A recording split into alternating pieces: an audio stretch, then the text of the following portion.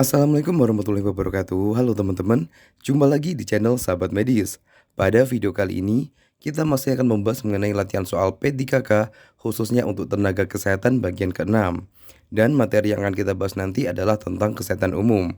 Sebelumnya, di sini kita mau menginfokan bahwa pada tahun ini channel Sahabat Medis tidak akan membagikan FR ya teman-teman, karena memang dari BKN sendiri juga sudah melarang tentang pembagian FR. Tapi kebetulan dari beberapa FR yang sudah beredar hari ini dan kemarin, sudah banyak diantaranya yang kita bahas pada video-video sebelumnya.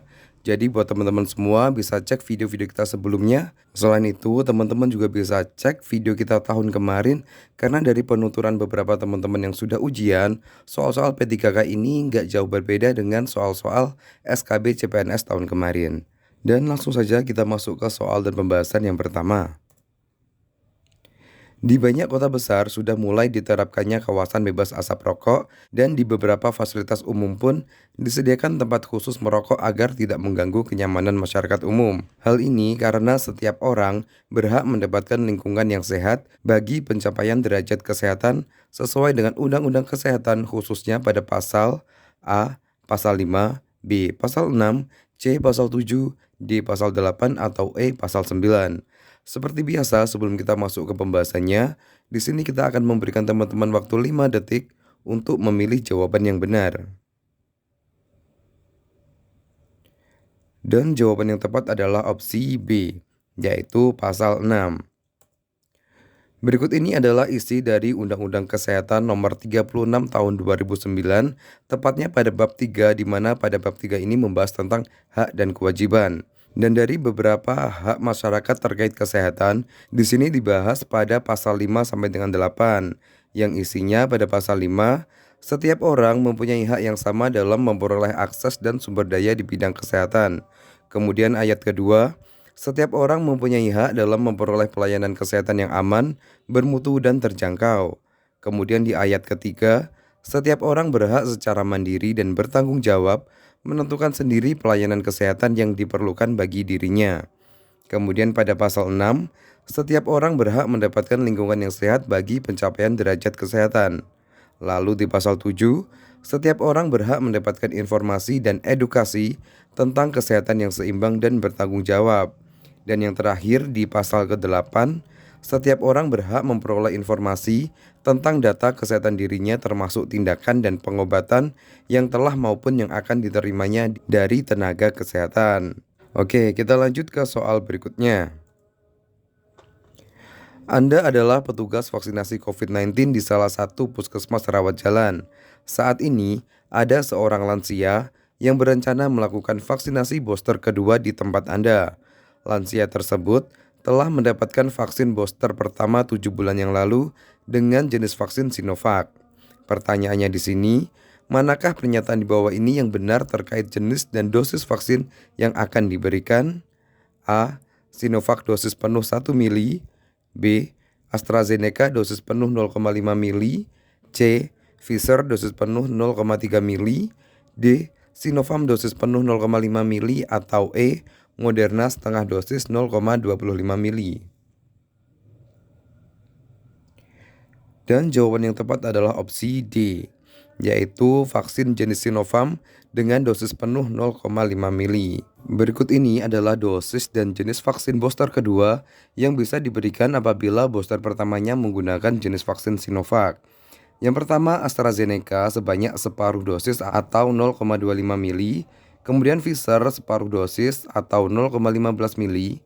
Kemudian Moderna dosis penuh atau 0,5 mili. Kemudian Sinovac, dan Indovac dengan dosis penuh atau 0,5 mili. Oke, sebelum kita masuk ke soal berikutnya, di sini kita kembali merekomendasikan buat teman-teman untuk sering-sering berlatih tryout. Dan salah satu platform penyedia paket tryout yang bisa teman-teman coba adalah dari Nip Warrior.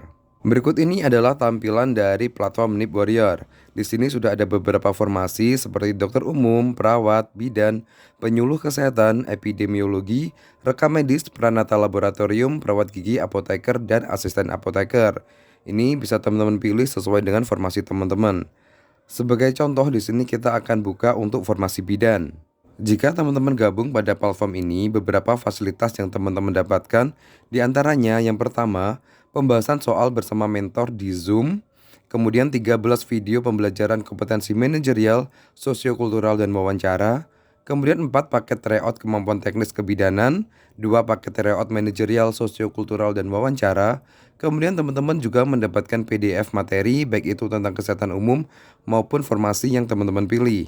Lalu teman-teman difasilitasi grup WhatsApp dan free konsultasi dengan tim NIP Warrior. Untuk cara gabungnya, teman-teman tinggal klik saja linknya pada deskripsi video ini. Oke, kita lanjut ke soal berikutnya. Kita masuk ke soal nomor 3. Dari beberapa jenis vaksin di bawah ini, manakah yang bisa diberikan secara bersamaan? A. Hepatitis B dengan BCG, B. BCG dengan DPT, C. IPV dengan polio, D. Polio dengan campak, atau E. Campak dengan IPV. Dan jawaban yang tepat adalah opsi C, yaitu imunisasi IPV dengan polio. Nah, berikut ini adalah jadwal pemberian imunisasi dasar. Untuk bayi usia 0-24 jam mendapatkan imunisasi hepatitis B. Kemudian usia 1 bulan mendapatkan imunisasi BCG dan polio 1. Usia 2 bulan DPT HB HIB 1 dan polio 2. Usia 3 bulan DPT HB HIP 2 dan polio 3. Kemudian usia 4 bulan mendapatkan DPT HB HIP 3, polio 4, dan IPV.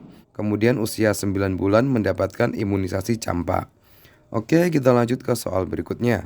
Pada kegiatan bulan imunisasi sekolah, jenis imunisasi apakah yang diberikan pada anak kelas 2 SD? A. Campak, B. TD, C. DT, D. Polio, atau E. HPV. Dan jawaban yang tepat adalah opsi B, yaitu jenis imunisasi DT. Berikut ini adalah jadwal imunisasi lanjutan pada anak usia sekolah dasar. Untuk kelas 1 SD mendapatkan campak pada bulan Agustus dan DT pada bulan November. Kemudian kelas 2 mendapatkan TD pada bulan November. Kelas 5 juga mendapatkan TD pada bulan November. Oke, sementara cukup sekian untuk video kali ini. Semoga video singkat ini bisa bermanfaat dan semua teman-teman di channel ini bisa lolos menjadi ASNP 3K tahun ini. Wassalamualaikum warahmatullahi wabarakatuh. Sampai jumpa di video berikutnya.